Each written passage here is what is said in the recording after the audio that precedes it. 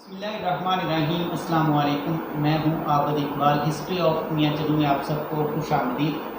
आज आपको सैर करवाएंगे जी जनूबी पंजाब के ज़िला खानेवाल की, जिसके शुमाल में दो अजला मौजूद हैं, जिसके अंदर टोबा टेक सिंह और जंग। अगर इसके मगरब की बात करें तो मगरब के अंदर मुल्तान, और अगर इसके मशरक़ की बात करें तो मशरक़ के अंदर साहिवाल और जनूब में बिहाड़ी वाक़ है।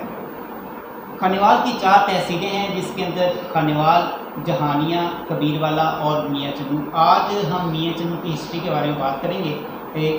मियाँ चन्नू जो है ये अपने एक बुजुर्ग बाबा मियाँ चन्नू के दरबार की वजह से जो है वो इस शहर का नाम मियाँ चन्नू रख दिया गया। मियाँ चन्नू असल में 1919 में नोटिफाइड एरिया करार दे दिया गया था। 1938 में टाउन कमेटी 1 जुलाई 1985 में मियाँ चन्नू शहर को तहसील का दर्जा दे दिया गया था। इस शहर की इसकी जो शहरी आबादी है वो तकरीबन 1 लाख के लगभग है। अगर आप लाहौर से आएंगे तो 250 किलोमीटर, अगर आप कराची से आएंगे तो 1050 किलोमीटर, और अगर आप खानेवाल से आएंगे तो 45 किलोमीटर की मुसाफत पर आपको मियाँ चन्नू शहर मिलेगा। ये इलाका पहले ये मुल्तान के एरिया के साथ इसको शामिल कर दिया गया था।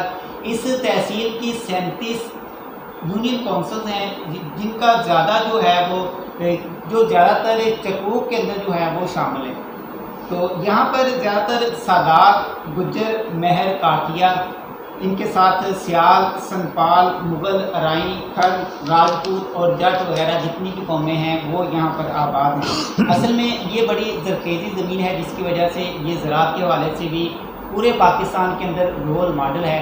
और अगर कहीं भी और किसी भी टाइम मियाँ चन्नू शहर के अंदर रज़ाए इलाही के लिए आवाज़ लगा दी जाए तो मियाँ चन्नू शहर के ज़िंदा दिल लोग हैं और अल्लाह ताला की राह के लिए ये लोग बढ़ चढ़ कर हिस्सा इसके अंदर डालते हैं। इसके अलावा भी बहुत सारी दिलचस्पियाँ हमारे मियाँ चन्नू शहर के अंदर पाई जाती हैं, जो कि आज हमारे साथ मेहमान हैं। इनसे हम इस हवाले से गुफ्तगू करेंगे और ऐनी शाहिदीन के मुताबिक जो है ये गुफ्तगू करेंगे, और वो अपनी आँखों से जो इन्होंने चीज़ें देखी हैं और जो इन्होंने की हैं वो आज इनसे इस हवाले से गुफ्तगू करेंगे। तो हमारे जो मेहमान हैं इनमें से सैयद ताहिर हुसैन अब्बास किलानी साहब आज हमारे साथ मौजूद हैं, और हमारे साथ मुज़फ़्फ़र सलीम चुगताई साहब मौजूद हैं। दोनों मेहमानों को आज के इस प्रोग्राम में हम खुशामदीद कहते हैं, और इनका बहुत शुक्रिया कि अपनी कीमती टाइम जो है वो हमारे प्रोग्राम के लिए निकाला। तो आज का जो प्रोग्राम है इसका जो आगाज़ है हम मुज़फ़्फ़र सलीम साहब से करेंगे कि ये अपने ख़यालात का जो है वो क्या इजहार करते हैं, और इन्होंने अपने बचपन के अंदर मियाँ चन्नू को जो है वो किस तरह से देखा। अस्सलाम वालेकुम सर। वाह। सर सबसे पहले तो आपके मशकूर हैं कि आपने हमें टाइम दिया और अपना कीमती जो वक्त है वो भी निकाल कर आए। सर आप बल्दिया से रिलेटेड थे, और शहर का इस हवाले से जो है वो बल्दियाती निज़ाम कैसा था, बल्दिया के पास कौन कौन से जो इख्तियारात थे? बल्दिया जिसे आमतौर पर म्यूनसिपल कमेटी कहा जाता है जी। मुलाजमत के तौर पर मैं इसके साथ 1970 में वाबस्ता हुआ। इससे पहले इसी शहर में रहते थे, इसी शहर की गलियां नापते थे, इसी शहर को देखते थे। तो अगर बल्दिया मियाँ चन्नू की सफाई के निज़ाम को देखा जाए तो इसमें सफाई के लिए एक सैनिटरी इंस्पेक्टर मुकर्रर था, उसके तहत एक सैनिटरी जमादार था, और उनके तहत बीसियों खाकरोब और माश की मुलाजमत करते थे। खाकरोब 2 कैटेगरीज में थे। एक का ताल्लुक गलियों की नालियों की सफाई और दूसरे का ताल्लुक गलियों में झाड़ू देना। ये 2 खाकरोबों की 2 कैटेगरीज थी। इसी तरह पानी के लिए मुहैया करने वाले जो माशकी थे उनकी भी 2 कैटेगरीज थी। एक नालियों को साफ जब जमादार करता था उसे जमादार कहते थे आमतौर पर, तो वो एक खुरपा सा नाली के डिज़ाइन का बना हुआ वो चलाता था, और उसके पीछे पीछे माशकी पानी के साथ वो गलाजत या कोई चीज़ नाली से बाहर गिरती थी اس کو وہ دوبارہ پانی اس نالی میں ڈال کے نالی کو دھو دیتا تھا۔ اسی طرح چھڑکاؤ کے لیے الگ ماشکی مقرر تھے، وہ الگ شعبہ تھا۔ یہ چھڑکاؤ ہوتا تھا اس وقت گلیاں، بیشتر گلیاں جو ہیں وہ پختہ تھیں، لیکن جو بڑیاں گلیاں، بڑے بازار جسے آپ علامہ اقبال روڈ کہہ لیں، شہید روڈ کا تو ابھی وجود نہیں تھا، تو اس سڑک پہ سولنگ بھی نہیں تھا۔ تو جب اس کی صفائی کی جاتی تھی تو پہلے پانی چھڑکاؤ کرتا تھا ماشکی، اس کے بعد خاک روب جھاڑو دیتا تھا۔ اس طرح یہ گلیاں بازار صاف ہوتے تھے، اور یہ بازار جیسے پل بازار، مین بازار، اس میں جہاں جہاں ضرورت ہوتی تھی وہاں پہلے چھڑکاؤ ہوتا تھا ہلکا ہلکا، پھر اس کے بعد خاک روب اس کی صفائی کرتا تھا۔ اور خاک روبوں کی صفائی کا وقت جو ہے وہ فجر کے وقت سے شروع ہوتا تھا۔ اس وقت گلیوں میں وہ جھاڑو لگاتے تھے، اس لیے کہ عام آدمی جس کی ابھی آمد و رفت نہیں ہے وہ متاثر نہ ہو اس کے ساتھ۔ وہ جھاڑو لگانا، جھاڑو مکمل کرنا، پھر دن چڑھے 8-9 بجے کے قریب سینٹری جمعدار اور سینٹری انسپیکٹر ان کے کام کا جائزہ لیتا تھا کہ آیا کام پورا ہوا ہے یا نہیں ہوا۔ اگر نہیں ہوتا تھا تو پھر ان کی حاضری، ان کی دفتر میں حاضری اس وقت لگتی تھی جب دفتری امور ختم ہو جاتے تھے، اسے کہہ لیں کہ عام طور پر 3 بجے کے قریب یہ لوگ شام کو حاضری لگتی تھی۔ 3 بجے کے قریب یہ خاک روب اور ماشکی وہاں دفتر بلدیہ میں اکٹھے ہوتے تھے اور وہاں حاضری بھی لگتی تھی، اور جن کا کام غیر تسلی بخش ہوتا تھا ان کی کھینچا تانی بھی ہوتی تھی، ان کی سرزنش بھی ہوتی تھی، انہیں سمجھایا بھی جاتا تھا، انہیں بتایا بھی جاتا تھا۔ اور اس طرح یہ صحت و صفائی کا یہ شعبہ جو مکمل ہوتا تھا میونسپل کمیٹی کا، پھر ان سینٹری جمعدار، سینٹری انسپیکٹر، ان کے اوپر پھر چیف آفیسر وغیرہ جو ان کو ہدایات دیتے تھے یا کوئی نیا کام آتا تھا۔ سینٹری انسپیکٹر کا کام صرف شہر کی صفائی کا ہی انتظام نہیں ہوتا تھا، بلکہ ان کے نیچے 2 ویکسینیٹر ہوتے تھے۔ ویکسینیٹر کا اگر آپ ترجمہ کریں تو اس وقت اس کا ترجمہ چیچک کار کہا گیا جاتا تھا۔ تو یہ لوگ گلیوں، بازاروں، اسکولوں میں جا کے یہ ویکسینیشن کرتے تھے، ٹیکے لگاتے تھے۔ میرے بازو پر آج بھی آپ کو نشان ملے گا، یہ اسکول میں لگا ہوا ٹیکے ہیں، یہ دو نشان آپ کو نظر آ رہے ہیں نا، یہ اسکول میں لگے ہوئے ہیں اور سینٹری انسپیکٹر کے لگائے ہوئے ہیں، اور یہ چیچک کا علاج تھا۔ چیچک کا علاج نہیں بلکہ حفاظتی اقدامات تھے۔ تو یہ اچھا مظفر صاحب، ایک سوال بہت دنوں سے میرے ذہن میں تھا یہ چیچک کے حوالے سے، چونکہ یہ اس وقت ایک وبائی مرض تھا، اور میں یہ سوچتا تھا کہ ٹیکے تو میرے بھی لگے اور سب لوگوں کو ہی لگے، تو یہ بلدیہ والوں کو پتہ کیسے چلتا تھا کہ ان کے گھر میں بچہ ہو گیا یا کوئی نیا مہمان آیا ہے؟ اس میں 2 باتیں تھیں۔ ایک تو جو گلی کا سویپر ہے اسے اندازہ ہو جاتا تھا، اسے اس وقت ایک بڑا عجب سا رواج ہوتا تھا کہ جس گھر میں کوئی بچہ پیدا ہوتا تھا تو اس کے دروازے کے اوپر وہ اس کے سرس، جسے عام طور پر آپ شری کہتے ہیں، اس کا سہرا بنا کے لٹکایا جاتا تھا۔ اور دوسری اس کی وجہ یہ تھی کہ یہ والدین کی ذمہ داری تھی کہ وہ میونسپل کمیٹی میں جا کے بچے کے نام کا اندراج کرائے۔ تو یہ 2 شعبے تھے۔ اگر کوئی اندراج نہیں کرواتا تھا تو وہ اس انداز سے پتہ چل جاتا تھا، اگر کوئی اندراج کرواتا تھا تو وہ ایسے اس سے پتہ چل جاتا۔ اچھا، ایک اور سوال بلدیہ کے حوالے سے یہ میرا کہ میں نے دیکھا اپنے بچپن میں کہ بلدیہ نے پورے شہر میں ہر مکان کو ایک نمبر الاٹ کیا تھا، گلیوں کے اور مکانوں کے نمبر بلیو کلر کے نمبر تھے، اور وہ وہاں سے کیلوں سے لگے تھے۔ یہ بلدیہ نے کوئی وہاں پہ کوئی سسٹم کیا تھا ان کا، آپ کے علم میں ہے؟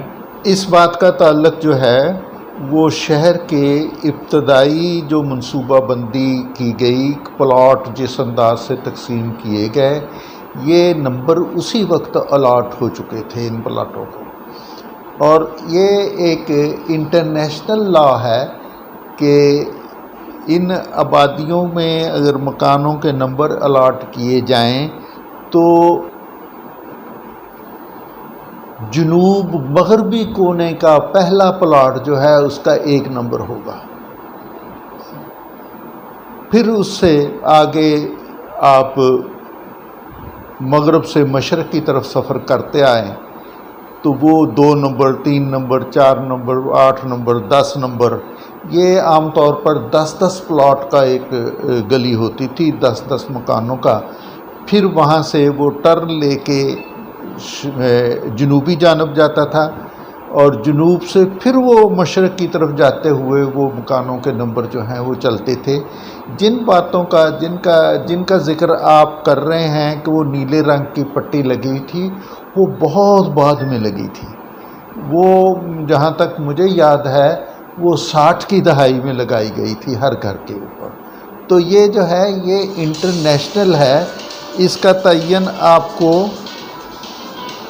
محکمہ مال کے ریکارڈ سے بھی ملے گا کہ یہ جو مربع اور ان کے قلعے جتنے بھی ہیں وہ سارے اسی ترتیب سے ہیں۔ یہ انٹرنیشنل لا ہے کہ شمال مشرقی کونا میں جو پہلا مکان یا پلاٹ ہوگا اس کا نمبر 1 ہوگا، بلاکس کے نمبر وہ الگ انداز ہے، اس کا مکانوں کے نمبر کا یہ انداز نہیں۔ سر ایک سوال ہے ادھر، جو آپ نے بتایا کہ خاک روب ہوتے تھے، تو سر کیا شہر چھوٹا تھا، خاک روبوں کی تعداد تھوڑی تھی، زیادہ تھی، یا پھر جو ہمارے اس کے اندر انسپیکٹر تھے ان کا اس طرف صفائی ستھرائی کی طرف جو ہے وہ دھیان زیادہ تھا کہ شہر کو صاف بھی ہو جاتا تھا؟ اب خاک روبوں کی بھی تعداد زیادہ ہے، ان کے اوپر افسران جو ہیں ان کی بھی تعداد بڑھ رہی ہے، شہر کیا بڑھ گیا ہے یا پھر صفائی ستھرائی کا نظام جو ہے وہ کم ہوتا جا رہا ہے؟ یہ تو بھائی یہ تو چیزیں جو ہیں جیسے جیسے گھر کے افراد بڑھتے ہیں جی ویسے ویسے نئے مکان بنتے ہیں، جی اسی طرح جیسے جیسے یہ آبادیاں بڑھ رہی ہیں، جی اور میں یہ کہوں گا کہ آبادیاں بے ہنگم بڑھ رہی ہیں، جی لوگ کالونیاں بنا رہے ہیں، ان کی منظوری کوئی لیتا ہے کوئی نہیں لیتا، کو وہ چل رہا ہے۔ اگر وہ کالونی بن گئی ہے تو پھر یہ کہا جائے گا کہ اس کی صفائی ستھرائی کی ذمہ داری جی وہ میونسپل کمیٹی کی ہے، اور میونسپل کمیٹی کو پتہ بھی نہیں ہے۔ تو یہ ایسے ہی ہے، جیسے جیسے وقت گزرتا ہے لاپرواہی بھی بڑھتی ہے اور پریشانی بھی بڑھتی ہے، اور یہ چیزیں جو ہیں اس میں پھر افراد کو از خود آگے آنے پڑتا ہے، اور آ رہے ہیں۔ میں نے دیکھا ہے کہ گلیوں کی سولنگ جو ہے وہ اپنے گھروں کے آگے خود لگا لیتے ہیں، تو یہ چلتا ہے، یہ ایسے ہی ہے۔ تو ہم چلتے ہیں جی سید طاہر عباس گیلانی صاحب کی طرف، کہ انہوں نے جو ہے وہ اپنے بچپن کے اندر صحت کا جو نظام ہے، جو میاں چنو کا صحت کا نظام ہوا کرتا تھا، انہوں نے جو ہے وہ کیسے دیکھا اور اس کو جو ہے وہ کس طرح سے پایا؟ السلام علیکم سر۔ وعلیکم سر السلام۔ آپ کے بھی مشکور ہے کہ آپ نے ہمیں ٹائم بھی دیا اور ہمارے پروگرام کے لیے ٹائم بھی نکالا۔ تو سر صحت کا نظام آپ نے کس طرح دیکھا ہمارے میاں چنو کا اسٹارٹ کے اندر؟ شکریہ عبد۔ صحت کے ساتھ میرا کوئی تعلق تو نہیں ہے، جی لیکن میں نے تو ایز اے مریض، ایز اے کلائنٹ تو نہیں کہہ سکتے، ایز اے مریض ہی کہہ سکتے ہیں کہ جو ہم نے شہر میں نظام دیکھا، یا جو اس میں یہ تھا کہ ایک ڈسپنسری ٹائپ ہاسپٹل تھا، جہاں پہ اب بھی ہاسپٹل ہے، ہمارا سول ہاسپٹل ہے جی، THQ ہے، اسی جگہ پہ ایک تقریباً 2 کمرے کا ایک دفتر ہوتا تھا، جس میں مزے کی بات یہ ہوتی تھی کہ جو میں نے دیکھا تو ایک ڈاکٹر صاحب بیٹھتے تھے، اور اس کے ساتھ ایک انسپیکشن کا کمرہ ہوتا تھا، اور اس کے ساتھ ایک دوائی ڈلیور کرنے کا کمرہ ہوتا تھا. اچھا، اس میں جو مجھے بات آج تک یاد ہے نا، اور جس پہ میں آج بھی ہنستا ہوں، وہ یہ تھی کہ اس میں 3 مختلف رنگ کی لیکوڈ ہوتے تھے اور سارے شہر کا علاج بہت سارا ان 3 سے ہی ہو جاتا تھا. ایک کالے رنگ کی ہوتی تھی، ہاں جی، ان کا وہ 3 بڑی شیشے کی بوتل ہوتی تھی اتنی، ان میں وہ دوائی بنا کے رکھتے تھے، اور خالی بوتل گھر سے لے کے جانی ہوتی تھی. آپ کو اگر بخار ہے، ہاں جو بھی، خالی بوتل آپ کو گھر سے چھوٹی لے کے جانی ہوتی تھی. تو آپ کو پتہ ہوتا تھا، اندازہ ہوتا تھا کہ ان میں سے تینوں میں سے کوئی ملنی ہے، تو وہ مل جاتی تھی. ڈاکٹر کی کوئی فیس نہیں ہوتی تھی، لیکن اس کی ٹائمنگ ہوتی تھی. اس ٹائمنگ سے ہی یہ تو سرکاری جو تھا ہاسپٹل ڈسپینسری ٹائپ تھے وہاں پہ، تو ایک ڈاکٹر صبح کے ٹائم ہی آتے تھے، 24 گھنٹے والا کوئی سسٹم نہیں تھا. اس کے علاوہ صحت کا نظام، حکیم جگہ جگہ تھے، اور ان پہ بھی لوگوں کا کافی ایمان تھا کہ ان سے بھی لوگ نسخے لیتے تھے اور مشورہ کرتے تھے. ان کا کاروبار بھی اچھا تھا. تیسرا تھا، ہمارے شہر میں ایک ہی MBBS ڈاکٹر تھے جن کو میں نے دیکھا ہے، ان کا نام تھا ڈاکٹر محمد صادق ملی. وہ مسجد جو ہے ہماری مسجد بازار جس کو کہتے ہیں، جامعہ مسجد، اس کی بیک پہ ان کا کلینک تھا، اور وہ اس پورے 10-15 کلومیٹر کے ایریا میں گاؤں سے بھی شہر سے بھی وہ واحد MBBS ڈاکٹر تھے. یہاں پہ پریکٹس کرتے تھے اور سرجری بھی کرتے تھے، مشورہ بھی دیتے تھے، میڈیسن بھی دیتے تھے، اور فیس بھی بہت معمولی ہوتی تھی. ان کے بیٹے نعیم صادق ملی وہ بعد میں THQ میاں چنو میں MS بھی رہے ہیں. تو ہم نے جو اپنے بچپن میں دیکھا کہ وہ صحت کا نظام زیادہ تر، پھر اس کے بعد تھوڑا سا اور آگے آئے تو پھر medical store, private medical store آنے شروع ہو گئے. میڈیکل سٹور میں پھر ڈاکٹر صاحب تو چونکہ ایک ہی ہوتے تھے، تو پھر میڈیکل سٹور والوں کے پاس تھوڑا سا اختیار آ گیا، لوگ وہیں پہ جاتے تھے، ان سے ہی اپنی بیماری وغیرہ کہہ کے چھوٹی موٹی دوائی لیتے تھے. مجھے جو ایک صاحب یاد ہیں، شریف صاحب، ان کی دکان بہت چھوٹی سی دکان ہوتی تھی، جامع مسجد اہل حدیث سبزی چوک میں، مسجد اہل حدیث کے نیچے جہاں پہ ان کی سیڑھیاں ہیں، وہاں ایک چھوٹی سی دکان ہوتی تھی. آپ سمجھ لیں کہ 5-6 فٹ اس کی چوڑائی ہوتی تھی اور 10-12 فٹ ان کا پیچھے سے. تو وہ زیادہ تر لوگ، ایک تو ان کی لوکیشن بہت اچھی تھی، اور وہ بھی وہی کرتے تھے کہ ایک پڑیا دیتے تھے، اور اس پڑیا کی قیمت عموماً 2 روپے ہوتی تھی. اور عام جو متوسط طبقے کے لوگ ہیں یا غریب لوگ ہیں ان سے ہی دوائی لے لیتے تھے، اور کافی لوگوں کو اللہ تعالیٰ شفا بھی دے دیتا تھا. اچھا سر، اس کے اندر ذرا بتائیے گا کہ یہ جو ہمارا THQ ہاسپٹل ہے، ادھر جو ڈاکٹر بیٹھتے تھے یا جو عملہ بیٹھتا تھا، یہ سرکاری سطح پہ بیٹھتا تھا؟ جی، THQ میں عملہ سرکاری ہوتا تھا. اس میں میں نے تو 3 ہی شخص دیکھے ہیں. ایک ڈاکٹر ہوتے تھے، ایک نرس جس کو میل نرس جس کو کہہ سکتے ہیں آپ، اور ایک جو دوائی دیتا تھا، جو تقسیم کرتا تھا دوائی، کمپاؤنڈر کہتے ہیں اس کو، یہ جو بھی کہہ لیں. یہ 3 ہوتے تھے، اور 1 یا 2 لوگ صفائی والے ہوتے تھے. بس یہ ہسپتال کا ٹوٹل عملہ اتنا ہی ہوتا تھا. تو سر کیا اس وقت بیماریاں کم تھی کہ لوگ جو علاج جو تھا وہ یہاں پر ممکن تھا؟ اس وقت علاج جیسے آج مشکل ہے، اسی طرح اس دور میں بھی مشکل تھا. مشکل اس لیے تھا کہ ہمارے ذرائع آمد و رفت جو ہے وہ بہت محدود تھے. تو اس وجہ سے بر وقت ہاسپٹل یا ڈسپینسری یا کسی بڑے شہر تک نہیں پہنچتے تھے، جانا مشکل تھا، اور بہت سارے لوگ اس وجہ سے مر جاتے تھے کہ ان کو ہاسپٹل تک رسائی نہیں تھی. تو لیکن سرکاری ہاسپٹل بس لمیٹڈ ہی تھے بہت تھوڑے. یہ شہر کا جو صفائی کا نظام تھا وہ آپ نے کیسا دیکھا؟ جو بلدیہ کے اندر کیا کیا اختیارات تھے وہ آپ نے دیکھا؟ ہاں، مظفر صاحب نے جیسے بات کی کہ انہوں نے تفصیل سے بات کی، لیکن میں نے ایز اے آبزرور دیکھا کہ شاید ایمانداری کا لیول زیادہ بہتر تھا، یا سپرویژن سٹرانگ تھی، یا شہر چھوٹا تھا، یا ذمہ داری کا ایریا کم تھا. لیکن شہر میں ہمیں گندگی کے ڈھیر کہیں بھی نظر نہیں آتے تھے.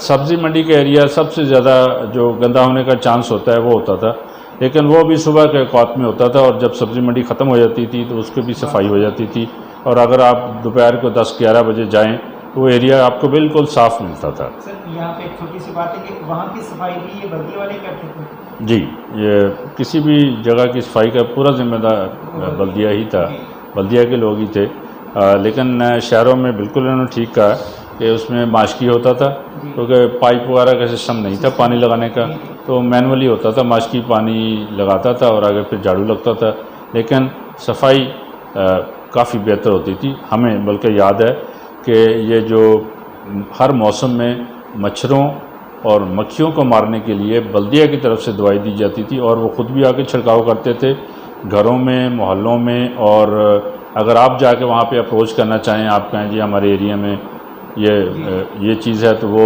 سپلائی کرتے تھے، میڈیسن اس کی بھی سپلائی کرتے تھے۔ شکریہ سر۔ سر آپ نے صحت کا جو نظام تھا اپنی بچپن کے اندر، جوانی کے اندر جو ہے وہ کیسے آپ نے دیکھا، کیسا نظام تھا آپ کا صحت کا جو نظام تھا؟ میرے بچپن میں جو صحت کا نظام میاں چنو سے متعلق ہے، وہ تو ایک ہسپتال کی بات تو ہوتی ہے، جی جی، وہ ڈسپنسری بھی تھی، ہاسپٹل بھی تھا، وہاں لوگ داخل بھی ہوتے تھے، بیمار داخل بھی ہوتے تھے، آپریشن تھیٹر بھی تھا، یہ ساری چیزیں اس کے ساتھ مکمل تھیں۔ لیکن شہر میں زیادہ تر راج ڈسپنسروں کا تھا، جنہوں نے ڈسپنسری پاس کی، اور وہ بڑے ڈاکٹر کے نام پہ مشہور ہوتے تھے۔ ایک نام تھا ڈاکٹر عنایت اللہ کا، ڈسپنسر تھا بنیادی طور پر۔ اسی طرح ایک نام تھا ڈاکٹر میر دین کا، اس کو عام طور پر ڈڈا ڈاکٹر کہتے تھے۔ ایک نام تھا ڈاکٹر خان کا، اسی طرح ایک نام تھا ڈاکٹر جانگلی اسے کہتے تھے، نام تو اس کا محمد حسین تھا چونکہ وہ اس کا تعلق مقامی لوگوں سے تھا۔ تو وہ یہ لوگ جو تھے یہ ہمارے علاج کیا کرتے تھے۔ جیسے شاہ صاحب نے بتایا کہ وہ 3 بوتلیں ہوتی تھیں ہسپتال میں، اس میں ایک بوتل جو تھی وہ کھانسی کا علاج ہوتا تھا، اور ایک بوتل جو تھی وہ پیٹ کا علاج ہوتا تھا، اور ایک بوتل جو تھی وہ ملیریا کا علاج ہوتا تھا۔ یہ 3 ہی بیماریاں اس وقت زیادہ تر چلتی تھیں۔ تو اس کے بڑا ہال تھا، ہال کہہ لینا چاہیے، بڑا کمرہ تھا، اس کے دونوں طرف، ایک طرف خواتین کے لیے دوائی لینے کی جگہ ہے اور دوسری طرف مردوں کی کھڑکی بنی ہوئی ہے، اس میں وہ پرچی جو ہے وہ ڈاکٹر جاری کرتے تھے۔ اور یہ بھی اس بات کے اظہار میں بھی مجھے کوئی بات نہیں ہے کہ یہاں شروع میں ڈاکٹر کم ہی ہوتے تھے، زیادہ تر ڈسپنسر چلاتے تھے۔ مجھے جو یاد ہے کہ پہلا ڈاکٹر جو یہاں آئے تھے وہ LSMF تھے، MBBS نہیں تھے، نام میں اس کا بھول رہا ہوں۔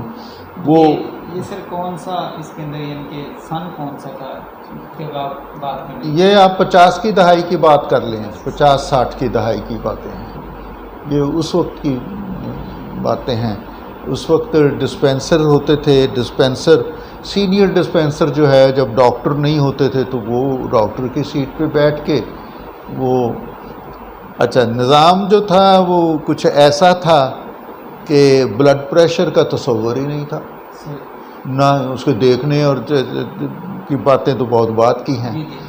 صرف وہ تھرمامیٹر ایک ہوتا تھا، وہ بخار چیک کرنے کے لیے ہوتا تھا، اور دوسرا اس کے ساتھ وہی ایک تھرمامیٹر ایک بوتل میں ڈال دیتے تھے، اس کے بعد پہلے مجھے لگایا ہے، پھر وہی نکال کے آپ کو لگا دیتے تھے، پھر وہی نکال کے تیسرے کو لگا دیتے تھے، تو وہ ایک ہی تھرمامیٹر سب کا گزارا کرتا تھا۔ اور اب تو تھرمامیٹر جو ہے وہ الاؤ ہی نہیں ہے۔ سر یہ آپ نے کہا کہ ڈسپنسر کی تعداد زیادہ تھی، کیا اس وقت لوگوں کا تعلیم کی طرف رجحان کم تھا، یا سختی جو تھی؟ تعلیم کہاں تھی، دو ڈسپنسر ہوتے تھے، ایک سینئر پھر وہ ڈاکٹر کی جگہ پہ بیٹھ جاتا تھا، دوسرا ادھر فیمیل لیڈی ڈاکٹر تو کبھی آئی ہی نہیں تھی، حالانکہ اس کے لیے الگ کمرہ، الگ بندوبست، الگ سسٹم۔ کبھی کوئی آئی ہے تو وہ 1-2 مہینے رہی تو پھر وہ اداس ہو جاتی تھی کہ یہاں کے لوگ جو ہیں وہ کچھ زیادہ ان پڑھ ہیں، اس لیے بات سمجھ میں نہیں آتی، تو تعلیم کا شعبہ جو ہے وہ خاصا کمزور تھا. یہ ہمارے والدین جو تھے وہ بہت زیادہ پڑھے لکھے نہیں تھے اور ان کے والدین تو قطعی ان پڑھ تھے. یہ باتیں تھیں. یہ آہستہ آہستہ جب آپ میونسپل کمیٹی کی بات کرتے ہیں تو اس کے زیر انتظام ہسپتال بھی ہوتے تھے, ہائی اسکول بھی تھا, پرائمری اسکول گرلز بھی تھے, پرائمری اسکول بوائز بھی تھے. یہ سارے ان کے انڈر کام, میونسپل کمیٹی کے انڈر سارے کام کرتے تھے. اب میونسپل کمیٹی کے اندر نہ کوئی اسکول ہے, نہ کوئی ہسپتال ہے, نہ کوئی ایسا ادارہ جس کا ذکر کیا جائے کہ اس کو میونسپل کمیٹی چلا رہی ہے, نہیں ہے. اس کے باوجود میونسپل کمیٹی کنگلی ہے, تنخواہوں کے پیسے نہیں ہیں. یہ عجب معاملے ہیں.